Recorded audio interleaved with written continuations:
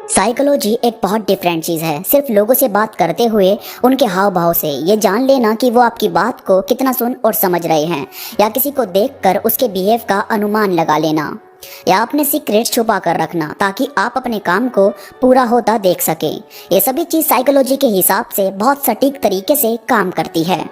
आपकी बुद्धि, आपका दिमाग, इसके बारे में जितना जानते रहोगे उतना कम है। एक कंप्यूटर जितना तेजी से काम करता है उससे 1000 गुना तेजी से हमारा दिमाग काम करता है। कंप्यूटर और दिमाग में एक चीज बहुत ही ज्यादा कॉमन है, और वो ये कि कंप्यूटर भी कमांड पर चलता है और हमारा दिमाग भी हमारे थ्रू दी गई कमांड ही फॉलो करता है। आप जो भी उसे बोलोगे वो वैसा वैसा ही काम करना शुरू कर देगा। यही वजह है कि कई लोगों का ब्रेन वॉश करके उनके दिमाग में ऐसी चीजें डाल दी जाती है जो वो शायद कभी मानना नहीं चाहते थे या मानते नहीं थे। आज मैं आपको ऐसी ही कुछ बातें बताने वाला हूँ जो साइकोलॉजी की कुछ ऐसी बातें आपके सामने रखेगी जिसे जानने के बाद आप शायद अपने दिमाग को थोड़ा सीरियस लेना शुरू कर दोगे, और हो सकता है आपका माइंड पहले से ज्यादा बेहतरीन तरीके से काम करने लगे। तो इसमें सबसे पहले है कि हमारा दिमाग तब बहुत क्रिएटिव काम करता है जब हम थके हुए होते हैं या उससे ज्यादा काम लेते हैं।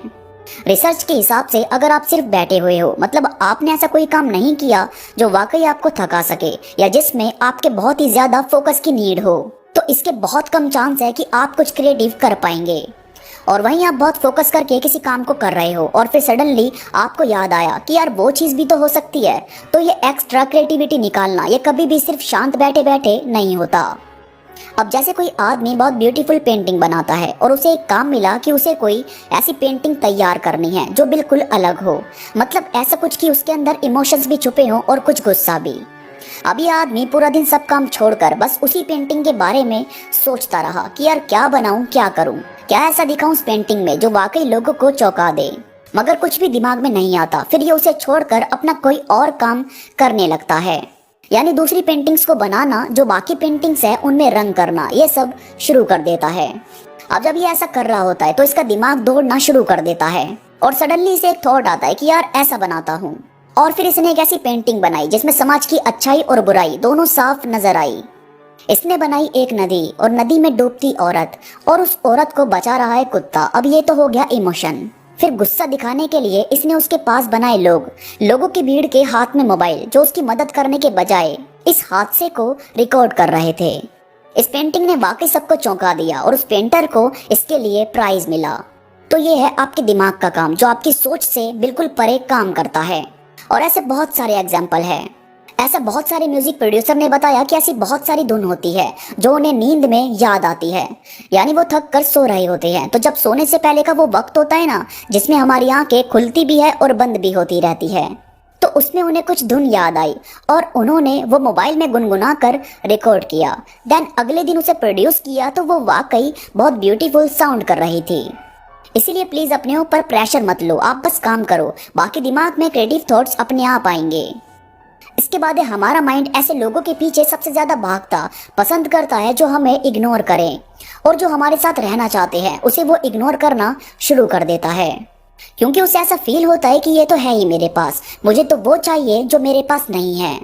अब क्योंकि हमने अपने माइंड को बचपन से ही ये सिखाया होता है कि काश वो चीज मेरे पास हो, काश वो ड्रेस मैं पहनूं, तो इस काश काश के चक्कर में उसे ऐसा लगने लगता है कि रियल लाइफ यही है कि जो मेरे पास नहीं है उसके पीछे भागो और जो आपके पास है उसे इग्नोर करो। अब क्योंकि हमारा माइंड सिर्फ कमांड फॉलो करता है तो आप इस थिंकिंग को चेंज भी कर सकते हो। प्लीज अपने माइंड को हर बार उन चीजों से, उन लोगों से रूबरू करवाओ जो अभी आपके साथ हैं और आपके लिए बहुत सेफ और अच्छे लोग हैं। आपके बार बार अपने आसपास की चीजों पे प्यार को दिखाने से आपका माइंड आपको अपनी ही लाइफ में खुश रहना सिखा देगा। इसके बाद है थोड़ी अजीब बात, और वो ये कि हमारा माइंड जो हमारी मदर टंग है उससे अलग लैंग्वेज में कुछ सोचें तो हमें काफी सही डिसीजन लेने में मदद करता है। ऐसा बहुत सारी रिसर्च में देखा गया है कि जब आप किसी और लैंग्वेज में सोचकर डिसीजन लेते हैं तो आपका माइंड सही फैसला लेने में मदद करता है। तो प्लीज कोई और लैंग्वेज भी जरूर सीखो और फिर कोई फैसला लेकर मुझे कमेंट में जरूर बताना कि आपके कितने फैसले बिल्कुल सही निकले। इसके बाद हम रेस्टोरेंट में, कैफे में वेटर्स को किस तरह से ट्रीट करते हैं, ये दिखाता है कि एक्चुअल में हमारा नेचर कैसा है। इस रूल को द वेटर रूल कहा जाता है। इसमें यह देखा जाता है कि आप दूसरे लोग जो आपकी नजर में सिर्फ एक वेटर हैं, उन्हें आप किस तरह से ट्रीट करते हैं। असल में हमारा नेचर हमें राजा और भिखारी का दर्जा देता है, हमारा पैसा नहीं। पैसा आता जाता रहेगा, मगर आपका नेचर, आपकी पर्सनैलिटी, ये ना कोई ले पाया है और ना ले पाएगा। तो अगर किसी चीज पर काम करना है तो पहले इस चीज पर काम करो। इसके बाद है ऐसा काम करना जो आपको डराता है, यानी ऐसे ड्रीम पूरे करना जिनसे आपको डर लगता है। ये एक ऐसी चीज है जो आपको सबसे ज्यादा खुश रखती है। आपको जब भी कोई ऐसी चीज करने का मौका मिले जिसमें थोड़ा रिस्क होता है, जिसमें खतरा रहता है, तो वो चीज करने के बाद आप वाकई खुशी जैसा फील करते हैं। अब इसको करने के लिए गलत रास्ता मत पकड़ लेना।